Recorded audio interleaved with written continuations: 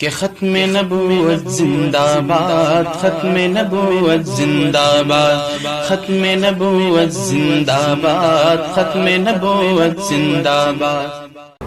بسم اللہ الرحمن الرحیم۔ شروع اللہ کے نام سے جو بڑا مہربان اور نہایت ہی رحم کرنے والا ہے۔ ہوں لاکھوں سلام اس آقا پر صلی اللہ ہوں لاکھوں سلام اس آقا پر، ظلم لاکھوں جس نے توڑ دیے، دنیا کو دیا پیغام سکون، طوفانوں کے رخ موڑ دیے۔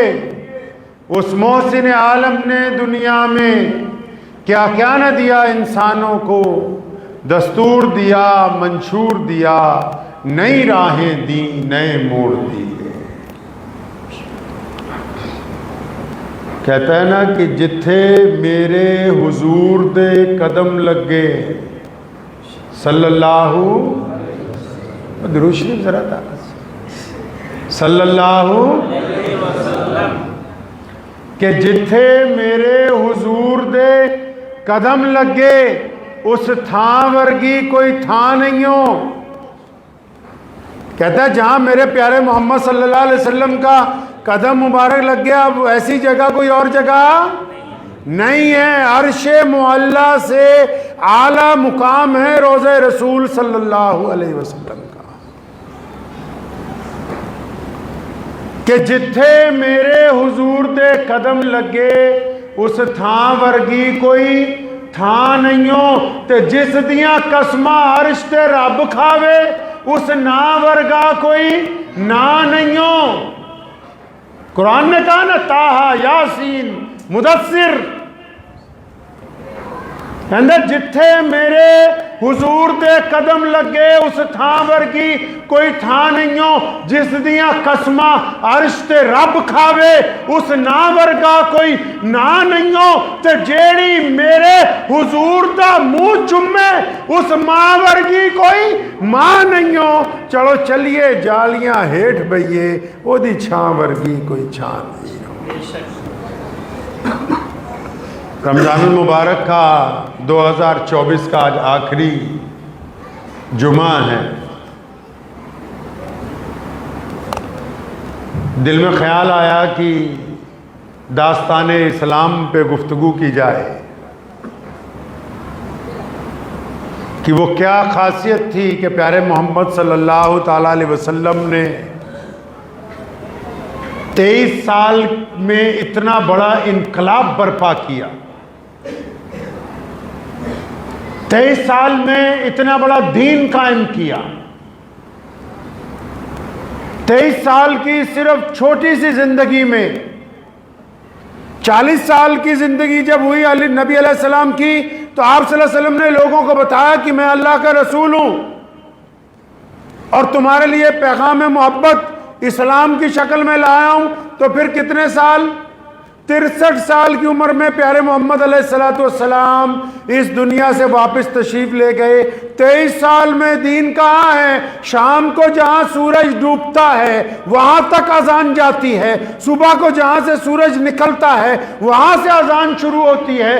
دنیا کا کوئی خطہ، دنیا میں کوئی ایسا رنگ، دنیا کی کوئی ایسی نسل، دنیا میں کوئی ایسا ملک، دنیا میں ایسی کوئی زبان، کوئی ایسی ہوا باقی نہیں جس میں تھوڑے یا زیادہ کلمہ لا الہ الا اللہ محمد الرسول اللہ پڑھنے والے لوگ موجود نہ ہوں۔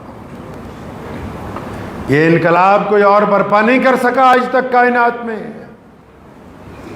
لوگ بہترین عمارتیں لا سکتے ہیں، بڑی حکومتیں دکھا سکتے ہیں، لیکن جو انقلاب محمد الرسول اللہ نے برپا کیا پوری کائنات کے اندر، کہ دنیا کے ہر خطے میں آج ان کے نام کی اذان دی جا رہی ہے۔ مؤذن بار بار اعلان کرتا ہے مسلمانوں کو، یہ بتاتا ہے جب کہ سب سے بڑا اللہ ہے، جب یہ بتاتا ہے کہ ہم ایک اللہ کی عبادت کرتے ہیں، تو بڑے فخر کے ساتھ مؤذن روزانہ اس بات کو دہراتا ہے کہ دنیا کے انسانوں، یہ جو انقلاب برپا ہوا ہے اس کے قائد اور اس کے بانی محمد الرسول اللہ ہے۔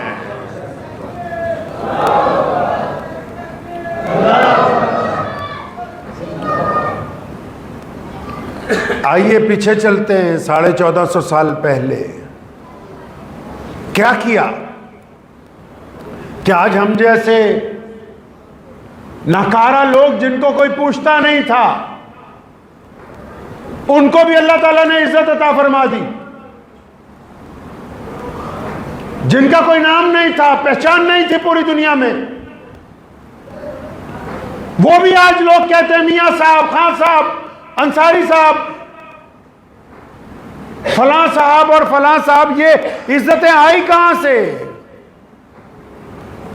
یہ کائنات میں ایک نیا دستور، نیا منشور، ایک بہترین تربیت کا اور بہترین معاشرہ، اور ایسے لوگ جو ایک دوسرے کو اپنا بھائی سمجھتے ہیں، ایسے لوگ جو دوسروں کے لیے ہمدردی رکھتے ہیں، ایسے لوگ جو عورتوں کو احترام دیتے ہیں، ایسے لوگ جن کے دلوں میں خدا کا خوف موجود ہے، ایسے لوگ جو اپنے لقمے میں سے غریب کو لقمہ کھلاتے ہیں، اور ایسے لوگ جو ظالم کے پنجے میں پنجہ اڑاتے ہیں۔ یہ کائنات میں ایسے آج 1.5 ارب سے زیادہ ایسے لوگ موجود ہیں جو اپنے آپ کو مسلمان کہتے ہیں۔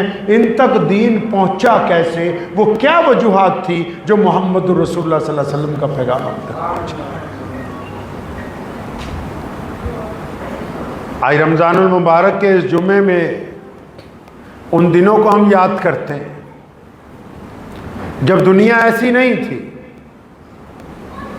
جیسی اب ہے دنیا تب ایسی نہیں تھی۔ کیسی تھی اس وقت دنیا؟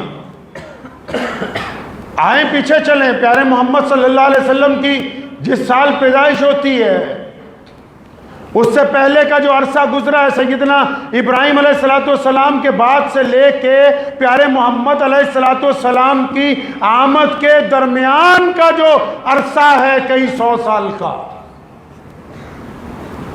کیا ہوا اس میں؟ اللہ کے نبی علیہ السلام سے پہلے جو نبی آئے، ابراہیم علیہ السلام آئے، حضرت عیسیٰ علیہ السلام آئے، موسیٰ علیہ السلام آئے، انہوں نے اپنا دین لوگوں تک پہنچایا۔ ان حضرات کے جانے کے بعد، دنیا سے پردہ فرمانے کے بعد کیا ہوا؟ یہ جو دنیا کا اتہاس ہے یہ صرف اسلام کا اتہاس نہیں ہے۔ پیارے محمد علیہ السلام جب آئے دنیا میں تو حالت کیا تھی دنیا کی آپ کو پتہ ہے؟ مکہ المکرمہ میں جہاں نبی علیہ السلام پیدا ہوئے وہاں حالت یہ تھی کہ اگر کسی کے گھر میں بیٹی پیدا ہوتی تھی، کسی کے گھر میں بیٹی پیدا ہوتی تھی، یہ واقعات آپ کو اس لیے سنا رہا ہوں، آپ کوئی کام کرتے ہیں نا، کوئی مستری کوئی مکان بناتا ہے نا، کوئی مزدور کسی کھیت میں کام کرتا ہے نا، تو جب وہ لہلہاتے ہوئے باغات دکھاتا ہے نا تو مالک کو بتاتا ہے کہ جب میں یہاں آیا تو جنگل تھا، جب میں یہاں آیا پہاڑ تھے، جب میں یہاں آیا پانی نہیں تھا، جب میں یہاں آیا جہاں جنگلی بوٹیاں اگی ہوئی تھی، یہ تو ساری میری محنت ہے جو آج تم یہاں خوبصورت پھول اور پھل دیکھتے ہو۔ اس لیے آج پہلے آپ کو اس جنگل کو دکھائیں جو محمد رسول اللہ صلی اللہ علیہ وسلم سے پہلے دنیا میں بنا ہوا تھا، تب یہ بات سامنے آئے گی کہ محمد رسول اللہ نے کیا انقلاب برپا کیا۔ مکہ المکرمہ ہے، کسی کے گھر میں بیٹی پیدا ہوتی ہے، فوراً باپ چھین لیتا ہے ماں سے بچے کو، بھائی کیوں چھین رہے ہو؟ کیا بات ہے؟ کہ نہیں کل کو کسی کو داماد بنانا پڑے گا، ہم اسے زندہ نہیں رہنے دیں گے۔ تو بیٹی کو لے جا کے ریت میں دبا کے آتے ہیں، زندہ بچوں کو۔ مکہ مکرمہ سے اور 400-500 میل آگے جائیے، ایک شہر ہے یشرب، وہاں کا جو چودھری ہے، وہاں کا جو بادشاہ ہے، اس نے ایک گندا قانون بنایا کہ شادی کسی کے گھر میں بھی ہوگی، دلہن پہلے محل میں آ کر 1 مہینہ 15 دن ہمارے پاس رہے گی، اور جب ہمارا دل بھر جائے گا تب ہم آپ کو آپ کی دلہن واپس کریں گے۔ لوگ ڈرتے ہیں کہ اگر نہیں مانیں گے تو قتل کر دیں گے۔ وہاں سے چند کلومیٹر، چند 100 کلومیٹر آگے چلے جائیے، کیسر و کسرا ہے۔ اس یشرب کو آج آپ مدینۃ النبی کے نام سے جانتے ہیں۔ وہاں سے چند 100 کلومیٹر آگے چلے جائیے، کیسر و کسرا کون؟ یہ ایران اور عراق۔ وہاں آگ کی عبادت کرنے والے بادشاہ کا راج ہے، اور اس کا حکم ہے غریب لوگوں کو کہ تم جنگل میں رہو، اچھے پھل اگاؤ، کھیتیاں تیار کرو، اور جب سارا سامان تیار ہو جائے وہ لا کے ہمارے خزانے میں جمع کر دو۔ تمہیں یہ حق نہیں ہے کہ تم ہمارے شہر میں آؤ، جس طرح ہم رہتے ہیں ویسے رہو، جیسے ہم کھاتے ہیں ویسے کھاؤ، جیسی عبادت گاہ میں ہم جاتے ہیں تم جاؤ۔ اگر کوئی غلطی سے آ جاتا ہے، اگر کوئی غلطی سے آ جاتا ہے ان کے شہر میں، تو اس کی گردن اتار کے لٹکا دی جاتی ہے، تاکہ جتنے باقی غریب ہیں ان کو یہ پتہ رہے کہ یہ شہر جو بنایا گیا، یہ محل جو بنایا گیا، یہ تو صرف امیر لوگوں کے لیے بنایا گیا ہے، بادشاہوں کے لیے بنایا گیا، یہ غریب کا کوئی حق نہیں ہے۔ مکے کی یہ مسجد جس کو بیت اللہ کہتے ہو، جس میں آج طواف ہو رہا ہے، مکہ کے بڑے بڑے چودھری، اس دور کے سردار، جن میں ابو جہل سر فہرست ہے، وہی کہتے ہیں کہ ہم عبادت کرتے ہیں اس گھر میں جا کے، لیکن اگر کوئی ان کا نوکر، اگر کوئی مکے کا غلام، اگر کوئی مکے کا کالا، اگر کوئی مکے کا غریب، اگر کوئی مکے کا مظلوم بیت اللہ کی چوکھٹ میں اپنا پیر بھی رکھتا ہے تو اس کی گردن اتار دی جاتی ہے، اور یہ بتایا جاتا ہے کہ کیونکہ تمہاری ذات نیچی ہے، تمہارا رنگ کالا ہے، تمہاری برادری اچھی نہیں ہے، تم اس عبادت گاہ میں نہیں آ سکتے، یہاں صرف امیر لوگ آ کر عبادت کر سکتے ہیں۔ سنیں کیا تھا رسول اللہ سے پہلے؟ یہ میں آپ کو قرآن حدیث کی باتیں نہیں سنا رہا ہوں، یہ دنیا کا اتہاس ہے، وشو کا اتہاس ہے یہ، کہ محمد الرسول اللہ سے پہلے دنیا کیسی تھی۔ جتنے مرضی آج لوگ کہتے رہے کہ ہم نے ہیومن رائٹ کمیشن بنا لیے، ہم نے ڈیموکریسی بنا لی، اس کی بنیاد رکھنے والے اگر کوئی ہیں کائنات میں تو صرف ہمارے پیارے نبی محمد الرسول اللہ۔ اور آگے چلے جائیے، کیسر و کسرا سے آگے تاشقند، بخارا، کیا ہوتا ہے جی وہاں؟ بادشاہ کے بچوں کی دل کرتا ہے کہ کوئی کھیل کھیلیں، بادشاہ کے بچوں کا دل کرتا ہے کوئی کھیل کھیلیں۔ تو اس وقت تو دنیا اتنی زیادہ ٹیکنالوجی تو نہیں تھی، موبائل گیمیں تو آئی نہیں ہوئی تھی، تو وہ سپاہیوں کو حکم دیتے ہیں کہ باہر سے لوگوں کو پکڑ کے لاؤ، قید خانے میں سے قیدیوں کو لے آؤ۔ کیا کھیل کھیلیں گے؟ قیدیوں کو تیر مار کے دیکھیں گے، کوئی یہ ہم سے پہلے جلدی کون سا قیدی، کون سا شہزادہ کس کے دل میں تیر آر پار کر دے، اور جب یہاں بھی دل نہیں بھرتا تو سپاہیوں کو کہتے ہیں کہ ان کی گردن اتارو ایک جھٹکے میں، تاکہ ہم دیکھیں کہ یہ تڑپتے کیسے ہیں۔ بادشاہ کی اولادیں، اس دور کے بڑے بڑے لوگوں کی اولاد صرف تڑپتے ہوئے جسموں کو دیکھنے کے لیے لوگوں کی گردنیں اترواتی ہیں۔ بہت سارے لوگ پوچھتے نا اسلام پوری دنیا میں کیسے پہنچا؟ سنو دل تھام کے، کیسے اسلام پوری دنیا میں پہنچا ہے۔ محمد الرسول اللہ صلی اللہ علیہ وسلم کی پیدائش سے پہلے یہ حالت تھی کہ وہ قتل کر رہے تھے بار بار۔ جب وہ قتل کرتے تھے شہزادے شہزادیاں خوش ہوتے تھے۔ اور آگے چلے جائیے، یہ تہذیب، یہ جو آج اپنے آپ کو کہتے ہیں کہ ہم تو پوری دنیا کی سب سے بڑی ڈیموکریسی ہے، چائنا فلاں فلاں کی، ہم نے تو بہت ترقی کی ہے۔ حالت یہ تھی کہ جس طرح آپ آج بازار میں جانور خریدنے جاتے ہیں نا منڈی میں، ان کی فوجیں، ان کے سپاہی گاؤں پر حملہ کرتے تھے، سارے خاندانوں کو گرفتار کیا جاتا تھا، پھر بھٹی سلگائی جاتی تھی، ان میں گرم مہر کر کے تمام لوگوں کی گالیں داغی جاتی تھی، پیروں میں بیڑیاں ڈالتے تھے، پھر منڈی کے اندر صبح کو بولی لگتی تھی غلام خرید لو. مثال کے طور پر اگر رات کو 20 آدمی ایک خاندان کے گرفتار کر دیے, ان کے چہرے داغ دیے, ان کے پیروں میں بیڑیاں ڈال دی, ان کی بیٹیوں کے بیڑیاں ڈال دی گئیں, ان کے بچوں کے, اور جب وہ منڈی میں بکنے آئے, خریدنے والے کو اگر باپ پسند آیا تو وہ خرید کے لے گیا, کسی کو بیٹی پسند آئی وہ خرید کے لے گیا. دنیا کے خاندان اجاڑ دیے ان بادشاہوں نے صرف اس چکر میں کہ اور کوئی کاروبار نہیں ہے, ہم انسانوں کو خریدنے اور بیچنے کا کاروبار کرتے ہیں.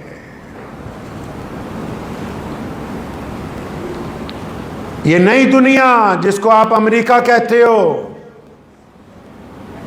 پڑھو اس کی تاریخ. خود کہتے ہیں وہ انگریز آج واشنگٹن کی سپریم کورٹ میں محمد الرسول اللہ کا نام آج بھی سب سے سنہری حرفوں میں لکھ کر لگایا گیا ہے کہ کائنات میں اگر کوئی انصاف کر سکتا تھا سب سے بہترین تو وہ محمد الرسول اللہ کی ذات ہے.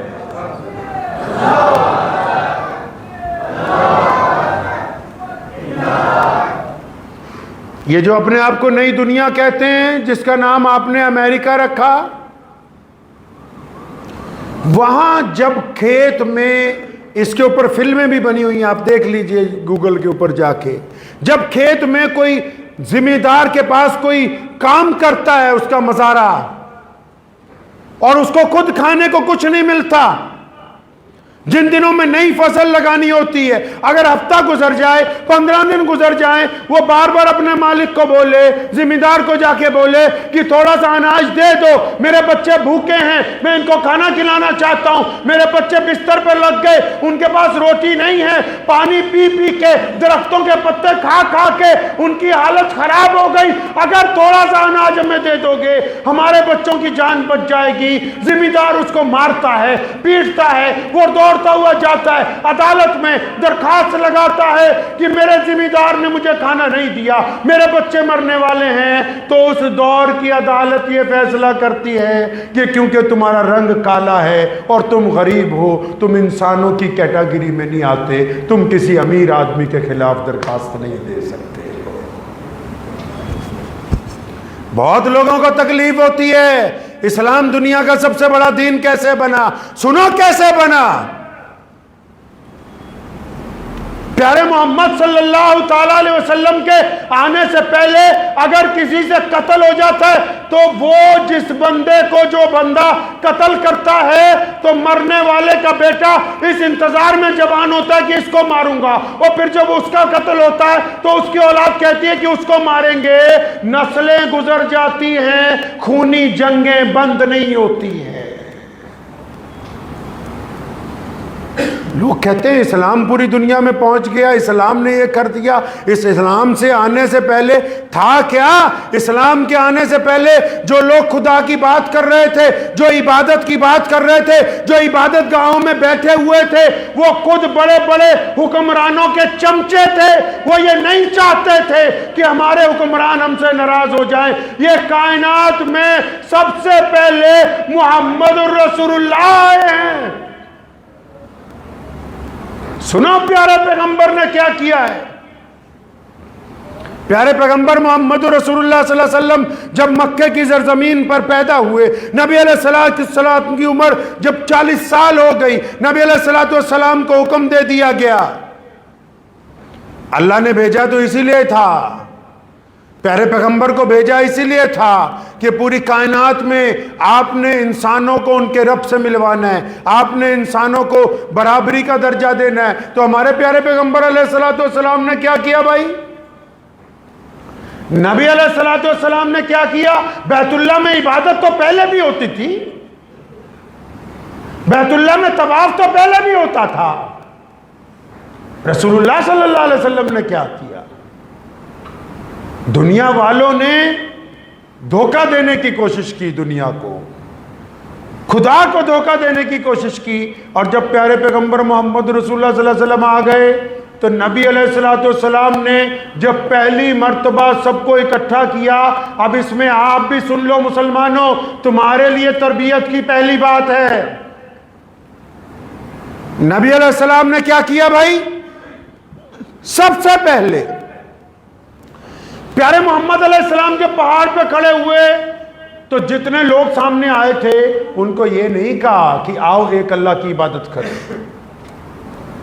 یہ نہیں کہا کہ آؤ ایک اللہ کی عبادت کریں، یہ راز ابھی نہیں بتایا تھا کہ میں اللہ کے رسول ہوں۔ سب سے پہلے پیارے پیغمبر محمد صلی اللہ علیہ وسلم نے یہ بات کہی اس شہر کے لوگوں کو کہ اے شہر مکہ کے لوگوں، تمہارا میرے بارے میں کیا خیال ہے؟ مطلب آپ اگر تبلیغ کرنا چاہتے ہیں، آپ اگر کسی کو سیدھی راستہ دکھانا چاہتے ہیں تو اس کے لیے مائک کی ضرورت نہیں ہے، اچھے کپڑوں کی ضرورت نہیں ہے، بہترین لباس پہننے کی ضرورت نہیں ہے، کوئی جلسہ جلوس کرنے کی ضرورت نہیں ہے۔ رسول اللہ نے تربیت کی ہے اپنی قوم کی، اپنی امت کی۔ پہلا سوال ان لوگوں سے کیا جن کو بات سمجھانی ہے اور پوچھا تمہارا محمد کے بارے میں کیا خیال ہے صلی اللہ علیہ وسلم۔ وہ سارے اٹھ کے کھڑے ہو گئے کہ سونیا تیرے جیسا پیارا تو ہم نے کوئی دیکھا نہیں ہے۔ صرف شکل ہی سونی نہیں، لوگوں نے اٹھ کے کہا کہ پیارے محمد صلی اللہ علیہ وسلم آپ جیسا ایماندار کوئی نہیں، 40 سال سے آپ ہمارے درمیان رہ رہے ہیں، ہم نے آپ جیسا ایماندار نہیں دیکھا۔ کسی نے اٹھ کے کہا کہ اے محمد صلی اللہ علیہ وسلم آپ جیسا حیا والا آدمی، آپ جیسا عزت والی شخصیت پیارے محمد صلی اللہ علیہ وسلم آپ کے علاوہ کوئی اور نہیں دیکھی۔ کسی نے کہا کہ پیارے محمد صلی اللہ علیہ وسلم آپ کیسی بات کرتے ہیں، آپ جیسا ایماندار تو ہم نے کبھی دیکھا ہی نہیں۔ پیارے محمد صلی اللہ علیہ وسلم آپ جیسا تو ہم نے نوجوان ہی نہیں کوئی دیکھا، آپ جیسا اچھا صلی اللہ علیہ وسلم جیسا پڑوسی ہم نے کوئی نہیں دیکھا۔ اب پتہ یہ لگا کہ اگر لوگوں کو دین کی بات پہنچانی ہے تو باتیں اچھی کرنے سے پہلے آپ کا کردار بھی آپ کا اچھا ہونا چاہیے۔ پہلی بات یہ کہی کہ میرے بارے میں کیا خیال ہے، ساری اٹھ کے کھڑے ہو گئے اور پورا مکہ تعریفیں کرنے لگا۔ جب ساری تعریفیں کرنے لگے تو پیارے محمد علیہ السلام نے فرمایا ہاں سنو، میں تمہیں ایک رب کی عبادت کی دعوت دیتا ہوں، ایک خدا کی عبادت۔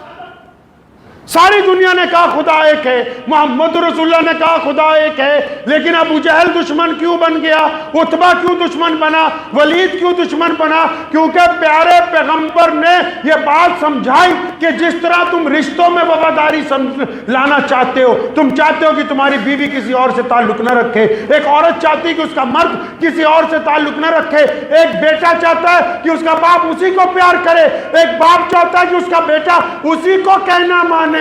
تو پیارے پیغمبر نے یہ تعلیم دی کہ دنیا کے لوگوں ٹھیک ہے تم بھی کہتے ہو خدا ایک ہے، لیکن جو ایک رسول کا کہنا مان کے ایک خدا کی عبادت کرے گا اسی کا رب ایک ہوگا۔ خداؤں کو تبدیل نہیں کیا جا سکتا۔ جب لوگوں نے یہ بات سنی، سب سے پہلے ہم سب کی ماں امی خدیجۃ الکبریٰ رضی اللہ تعالی عنہا، انہوں نے کہا لبیک یا رسول اللہ،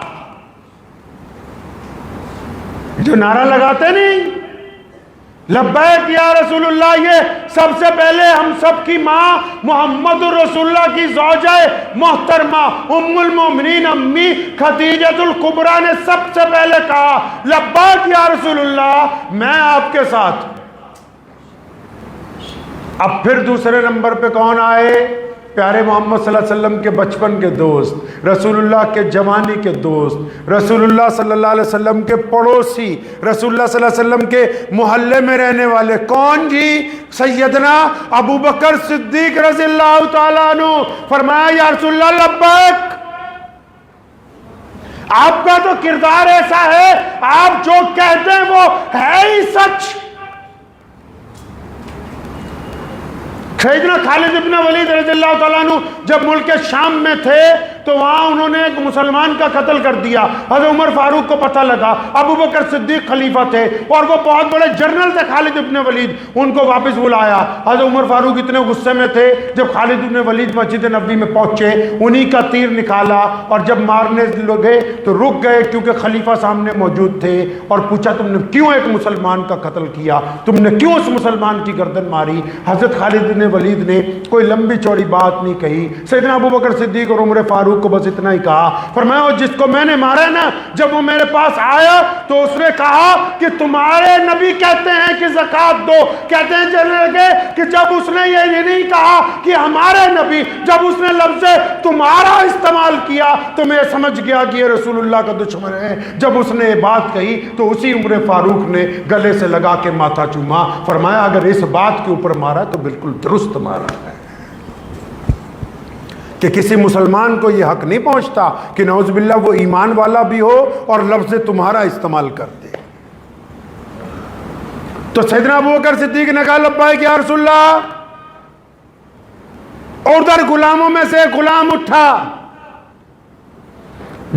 جن کا نام لینا آج دنیا اپنے لیے احترام کی بات سمجھتی ہے, جن کا نام لینا ہم جیسے لوگ اپنے لیے عزت کی بات سمجھتے ہیں. کون سا غلام؟ جو حبشی ہے, جو کالا ہے, جس کے جسم پر کپڑے پورے نہیں, جس کے پاؤں میں جوتی نہیں, جس کے سر پر پگڑی نہیں, جس کو مکے کے لوگ دھکے مارتے ہیں, جس کو لوگ بری بری باتیں کہتے ہیں. اس غلام نے آ کے کہا کہ لبیک یا رسول اللہ. وہ غلام ہے سیدنا بلال حبشی رضی اللہ تعالیٰ عنہ کی ذات گرامی ہے.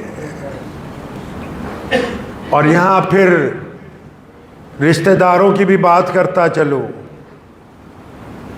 لوگ کہتے ہیں کہ رشتہ داروں سے پوچھو کون کیسا ہے.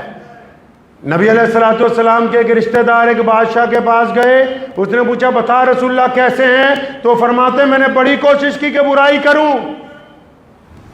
نکلی نہیں کوئی. نبی علیہ السلام نے بھی سوچا تھا کہ یہ سارے رشتہ دار میرا ساتھ دیں گے, جتنے ہیں سارے ہی بلا لیے اپنے گھر پر, بہترین کھانے بنوائے, اس دور کے لحاظ سے ساری چیزیں سجا دی گئیں, اور تمام رشتہ دار جتنے چچا ہیں اور جتنے محلے میں رشتہ دار ہیں سارے کے سارے بلا لیے.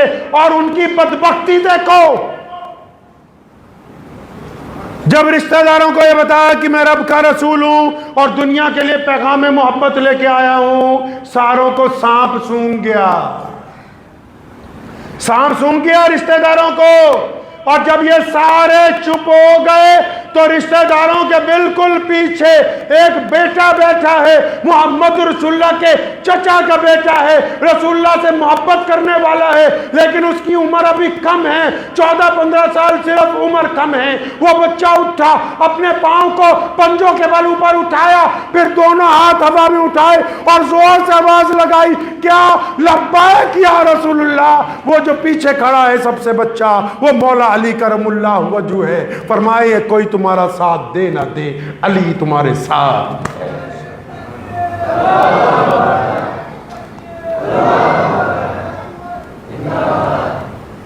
اب یہ جو لوگ مسلمان ہوئے, کہانی میں ٹویسٹ یہاں سے آ رہا ہے. اب یہ جو لوگ مسلمان ہوئے تو روزہ تو ابھی آیا نہیں تھا, نماز تو ابھی فرض نہیں ہوئی تھی, زکوٰۃ نہیں آئی تھی, ابھی تو بہت ساری چیزیں دور تھیں.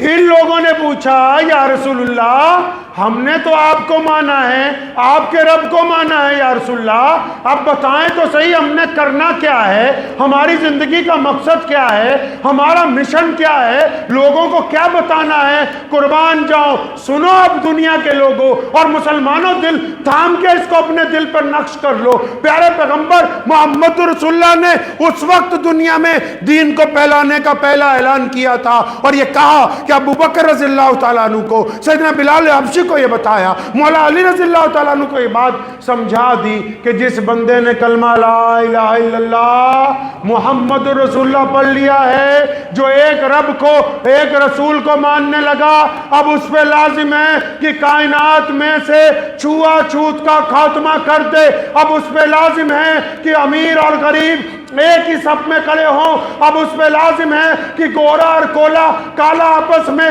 فرق نہ کرے۔ تبھی تو علامہ اقبال نے کہا نا کہ آگے آئیں لڑائی میں اگر وقت نماز، قبلہ رو ہو کے زمین بوس ہوئی قوم حجاز۔ ایک ہی صف میں کھڑے ہو گئے محمود اور ایاز، نہ کوئی بندہ رہا نہ کوئی بندہ نواز، بندہ صاحب و محتاج و غنی ایک ہوئے، تیری سرکار میں پہنچے تو سبھی ایک ہوئے۔ یہ وہ کیمیائی بات تھی، لوگ تڑپ رہے تھے۔ رسول اللہ نے عبادت سے ملاوٹ کو ختم کر کے سماجک ویوستھا کے اندر سے ظلم کے خاتمے کا اعلان کر دیا، اور اعلان ایسا نہیں کیا کہ صرف باتوں میں کیا ہو۔ سیدنا بلال حبشی ہیں، کالے ہیں اور ان کے پاؤں میں جوتی نہیں ہے۔ بلال حبشی کو مکے کے کفار مارتے ہیں، اور جب ان کو آزاد کروایا ابو بکر صدیق کے ہاتھ میں ہاتھ دیا۔ ابو بکر شہزادہ ہے، ابو بکر بادشاہ ہے، ابو بکر نواب ہے، ابو بکر اعلی خاندان کے ہیں، دونوں کے ہاتھ میں ہاتھ دیا، فرمایا آج سے بلال اور ابو بکر دونوں بھائی بھائی ہیں۔ اب بلال کی کوئی عزت کم نہیں کر سکتا قیامت تک۔ اب اس مسجد میں کوئی کسی کو روک نہیں سکتا کہ تیرا رنگ کالا ہے، تیرا کاروبار چھوٹا ہے، تیری نسل ایسی ہے کہ تو آگے نہیں جا سکتا۔ جو اللہ کا، رب رسول کا قرآن اعلیٰ درجے میں پڑھتا ہوگا، وہ رسول اللہ کے مصلی پر کھڑا ہوگا، اس کی ذات اور برادری اور رنگ اور نسل کا اس سے کوئی تعلق نہیں ہوگا۔ تبھی تو دنیا تو تڑپ رہی تھی، دنیا میں تو بدماشی تھی۔ آج بھی اسلام کی مخالفت یورپ میں سب سے زیادہ ہوتی ہے۔ کیوں؟ کیونکہ ان کو پتا ہے کہ اگر دین محمد کی اتباع کریں گے تو پھر یہ جو ہم نے پروٹوکول کے نام پر دنیا بنائی ہے، جس میں ظلم ہے، جس میں اونچ نیچ ہے، یہ دنیا ختم ہو جائے گی، لوگوں کو برابری کا درجہ مل جائے گا۔ جب یہ پیغام نکلا نا مکے سے کہ محمد آ گئے ہیں صلی اللہ علیہ وسلم، اب تو ایک ہی صف میں کھڑے ہوتے ہیں سارے۔ اب جب یہ پیغام نکلا نا تو لوگ جوک در جوک آئے۔ قرآن تو پڑھو، اذا جاء نصر اللہ، اللہ نے اعلان کر دیا۔ پیارے محبوب آپ نے جو اعلان کر دیا ہے، اور رسول اللہ نے پریکٹیکل اعلان کیا۔ کیا کیا؟ جس دن مکہ فتح ہوا نا، پیارے محمد علیہ السلام مکہ مکرمہ کی بیت اللہ میں پہنچے۔ بیت اللہ کے ویڑے میں، بیت اللہ کے صحن میں، بیت اللہ کی مسجد میں ابو بکر کھڑے ہیں رضی اللہ تعالیٰ عنہ، عمر فاروق کھڑے ہیں رضی اللہ تعالیٰ عنہ، حضرت عثمان ذی النورین موجود ہیں رضی اللہ تعالیٰ عنہ، مولا علی کرم اللہ وجہ وہاں پر موجود ہیں، عبداللہ ابن زبیر موجود ہیں، خالد ابن ولید جیسے مجاہد اعظم موجود ہیں۔ لیکن سارے شہزادوں کی موجودگی میں وہ فرمایا میرا بلال کہاں ہے؟ کون بلال؟ حبشی بلال۔ کون بلال؟ غریب بلال۔ فرمایا بلال کو بلاؤ۔ صحابہ سمجھ گئے کہ بلال کو کیوں بلا رہے ہیں، کیونکہ آذان دلوانی ہے۔ چند نے کان میں کہا یا رسول اللہ، چند نے کان میں کہا یا رسول اللہ، آج اگر اس حبشی ماں کے بیٹے کو بیت اللہ کی چھت پر چڑھایا تو یہ مکے کے جتنے بڑے بڑے چودھری ہیں جو آج جنگ ہار گئے، جو آج شکست کھا گئے، ان کی رہی سہی عزت بھی ختم ہو جائے گی۔ پیارے پیغمبر کو غصہ آیا، ناراضی کا اظہار فرمایا آج تو یہ بات کہہ دی، دوبارہ مت کہنا۔ جب اللہ رسول کے نام پر مار کھانی ہو تو بلال کا ہے، اور جب مکہ فتح ہو جائے تو کوئی اور بیت اللہ کی چھت پر چڑھ جائے۔ سن لو کان کھول کے کہ آج اگر بیت اللہ کی چھت پر چڑھ کے کوئی اذان دے گا تو میرا بلال دے گا۔ یہ آپ کو بھی سمجھانا تھا۔ خربوجے نو دیکھ کے کئی باری خربوجہ رنگ پھڑ لیندا ہے۔ جن کو یہ وہم ہے نا پٹھان میں، انصاری میں، قریشی میں، اچھا رشتہ ملنے کے باوجود دوسرے کو نہیں دیں گے اپنی بیٹی، تو اپنے آپ کو اسلام میں داخل نہ سمجھیں۔ کسی کی چودراہٹ اس دین میں نہیں چل سکتی، کسی کی بدماشی نہیں چلے گی اس دین کے اندر۔ کوئی اپنے آپ کو مسلمان سمجھتا ہو کہ ہاں جی ہماری بدماشی چلے گی مسجد میں، ہم بتائیں گے کون سی برادری کا امام ہوگا، کون سی برادری کے مدرسے ہوں گے، کون سی برادری کی مسجد بنے گی۔ اگر آپ بھی اسلام میں غنڈہ گردی کرنا چاہتے ہیں تو یقین مانو آپ کا دل آپ کو کہتا ہوگا کہ آپ رب رسول کا کام کرتے ہیں، اللہ کے نزدیک نل ہے، بالکل کانٹا لگا ہوا ہے، کوئی مرتبہ نہیں ہے اللہ کے نزدیک۔ اسلام نے تو رگ کاٹی ہے، دنیا سے ظلم کی۔ یہ ظلم ہی تو ہے کہ ایک آدمی آگے کھڑا ہو شہزادہ ہو اور ایک غریب باہر کھڑا ہو۔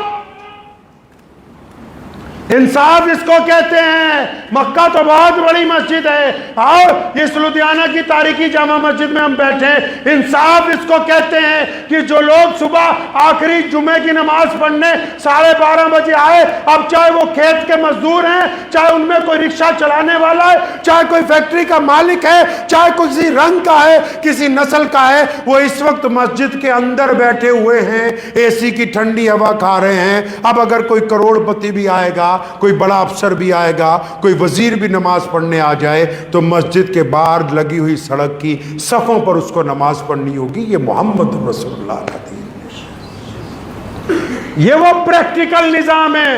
دنیا سمجھتی ہے کہ اسلام کو طاقت سے شکست دے دیں گے، کوئی طاقت دنیا میں اسلام کو شکست نہیں دے سکتی۔ اگر ہم کو ہرانا ہے تو کوئی راستہ نہیں سوائے اسلام کے۔ اسلام کے اندر آنے کے بعد اپنا کردار اونچا کرو گے تب تو کسی مسلمان کو ہرا سکتے ہو، اس کے علاوہ کوئی دوسرا راستہ دین اسلام کے اندر ہے نہیں کہ کوئی آگے پہنچ چلے گا، کیونکہ یہ اعلیٰ نظام ہے۔ اس نے دنیا کے دلوں پر مرہم لگائی ہے، انسانوں کے پیروں سے بیڑیاں کاٹی ہیں۔ محمد رسول اللہ نے بیٹی کو کندھے پہ بٹھایا ہے، احترام دیا ہے لوگوں کو، حکم ہوا ہے کہ تم تمام لوگوں کی، چاہے وہ مسلمان ہو یا نہیں ہو، اس سے کوئی مطلب نہیں۔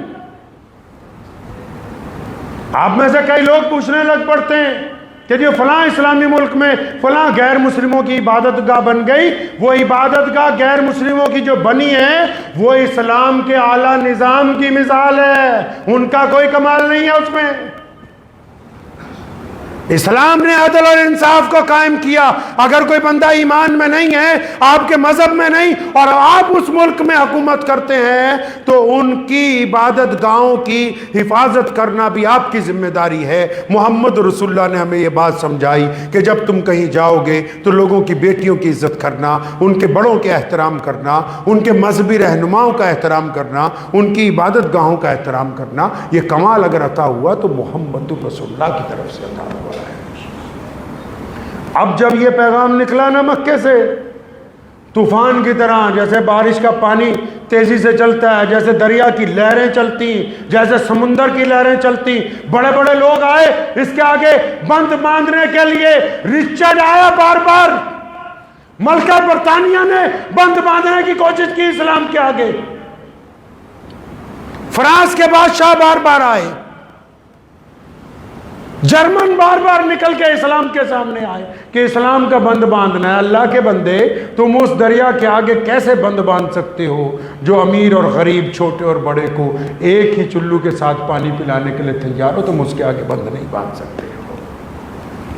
تاریخ ہے اسلام کی، میدان بدر سے لے کے آج تک، بدر کے میدان سے لے کے آج تک شکست اسلام کی تاریخ میں نہیں لکھی۔ فتح کی صورت میں غازی، موت آئے تو شہید، بس دو عنوان ہیں میرے فسانے کے۔ یہ پیارے پیغمبر محمد رسول اللہ کو صلاۃ السلام بھیجنے کا وقت ہے، ان کے حضور کھڑے ہو کر پیارے نبی علیہ الصلوۃ والسلام پر درود بھیجنے کا وقت ہے کہ آپ نے یہ انقلاب برپا کیا، یہ پوری کائنات میں لوگوں تک دین پہنچا دیا، اور ہمارے دیندار ہونے کی وجہ سے دنیا میں انصاف کی بات ہوئی، دنیا میں عدل کی بات ہوئی، دنیا میں تہذیب کی بات ہوئی، دنیا میں غریبوں کو کھلانے کی بات ہوئی، دنیا میں چیریٹی کی بات ہوئی، دنیا میں ہیومینٹی کی بات ہوئی، دنیا میں ہیومینٹی کمیشن بنانے کی بات ہوئی۔ یہ انقلاب اگر سب سے پہلے برپا کیا تو محمد رسول اللہ نے کیا ہے۔ تو اس موقع پہ رمضان کے ہم بھی اس بات کو یاد رکھیں کہ ہمیں اپنے کردار سے ایک اچھا مسلمان بننا ہے. بنیں گے نا انشاءاللہ؟ ایک اچھا مسلمان بننا ہے. اسلام نے یہ نہیں پابندی لگائی ساری دنیا مسلمان ہو جائے، یہ پابندی لگائی ہے کہ مسلمان اچھے مسلمان بنے تاکہ دنیا کے باقی لوگوں کو راحت پہنچائیں اور دنیا کے باقی لوگ یہ نہ کہہ سکیں کہ کوئی مسلمان جو ہے وہ گندا ہوتا ہے. اس بات کو ذہن نشین کر لیجئے. اسلام کی کوئی فوٹو نہیں ہے، لیکن آج کل ہے. آپ اپنے موبائل میں جائیے، اس کی کیمرے کی گیلری کھول لیجئے، اس میں اسلام کی فوٹو رکھی ہوئی ہے. اب آپ سوچ رہے ہو کہ کس فوٹو کی بات کر رہے ہیں. اگر نہیں رکھی ہوئی تو موبائل کا فرنٹ کیمرہ چلا کے ایک فوٹو کھینچ لیجئے، جس کو انگریزی میں آپ سیلفی بولتے ہیں. اس فوٹو کو آرام سے دیکھو، کیونکہ جو ہمارے غیر مسلم دوست ہیں، غیر مسلم جاننے والے ہیں، غیر مسلم کاروبار ہمارے ساتھ جو کرتے ہیں، وہ قرآن حدیث پڑھنے نہیں جاتے. ان کے نزدیک یہی فوٹو اسلام ہے. اب اس فوٹو کو اچھی طرح دیکھو، کیا یہ کسی سچ بولنے والے کی ہے؟ یہ کیا کسی ایماندار کی فوٹو ہے، یا کسی شرابی کی فوٹو ہے، یا کسی بہترین آدمی کی فوٹو ہے، کہ کسی ٹھگ کی فوٹو ہے؟ جو یہ فوٹو کہتی ہے دنیا کے نزدیک اسلام ویسے ہی ہے. اسلام ویسے ہی ہے جیسی یہ فوٹو بولتی ہے. اس کو خوبصورت کون بنائے؟ ہماری ذمہ داری ہے. لوگوں کو سدھارنے کی بات بعد میں کریں، پہلے خود سدھرنے کی بات کیجئے. خود کیا کر سکتے ہیں ہم؟ کیا آپ ایسا کر سکتے ہیں کہ آپ کو دیکھ کے آپ کا ایک غیر مسلم دوست جو آپ کے ساتھ نبھاتا ہو، وہ 10 سال میں، 5 سال میں، 4 سال میں، 20 سال میں یہ کھڑا ہو کے کہے کہ ہاں یہ بہترین بندہ ہے، یہ بندہ جھوٹ نہیں بولتا، میرا یار ہے، میرے ساتھ اس نے کبھی بے وفائی نہیں کی. اچھی طرح مجھے یاد ہے ایک صاحب، بہت عرصہ ہوا جب وہ اسلام میں داخل ہوئے تو انہوں نے اپنے والد کو جا کے یہ کہا کہ آپ بھی میرے ساتھ آ جائیں. تو ان کے والد نے ناراضگی کا اظہار نہیں کیا، بلکہ اپنے کمرے کو اندر سے کنڈی لگا لی. اب وہ کہتے ہیں کہ میں ساری رات پریشان رہا. یہیں کا واقعہ سنا رہا ہوں میں آپ کو اسی مسجد کا. تو کہتے ہیں میں ساری رات پریشان رہا کہ ابا تو لگتا ناراض ہو گئے، تو میں نے تو ان کو بہترین بات کہی تھی کہ آپ میرے ساتھ دین کو اختیار کریں، میرے ساتھ نماز پڑھنے چلیں. تو کہنے لگا کہ ابا نے تو کنڈی لگا لی. تو ہم لوگ ساری رات پریشان رہے کہ کہیں ناراض نہ ہو جائے، اپنے آپ کو نقصان پہنچائیں. تو کہنے لگا نہیں، لیکن اندر سے کوئی ایسی آواز نہیں آئی. تو صبح کو جب وہ کہتے ہیں کہ میرے والد نے کنڈی کھولی تو انہوں نے میرا بازو پکڑ کے کہا کہ چل، میں تیرے ساتھ چلنے کے لیے تیار ہوں. تو میں نے کہنے لگے کہ میں نے پوچھا کہ ابا ساری رات کیا کرتے رہے؟ تو کہنے لگے میں ساری رات کچھ کیا نہیں ہے، میں تو جانتا نہیں ہوں کہ تم کس نماز کی بات کرتے ہو. میرے ساتھ میرے بچپن میں اسکول میں ایک لڑکا پڑھتا تھا، وہ لڑکا جو تھا ایک پڑوسی مسلمانوں کا بیٹا تھا. ہم دونوں نے اکٹھے تعلیم حاصل کی، 10ویں اکٹھے کی، +2 اکٹھے کی، پھر BA میں اکٹھے رہے، پھر ہم نے نوکری بھی اکٹھے کی. کہنے لگے پھر میں رات جب تم نے مجھے کہا نا تو میں نے ساری رات پھر اسی عبد الرحمن کی زندگی اور اپنے آپ کو ٹٹولا. اگر کہنے لگے میرے پتر، میرے بیٹے، اگر عبد الرحمن بے وفا ہوتا تو آج میں تیرے ساتھ ایک قدم نہیں چلتا. اس عبد الرحمن کی وفا نے مجھے مجبور کیا کہ تو جو بات کہہ رہا ہے وہ سچ کہہ رہا ہے.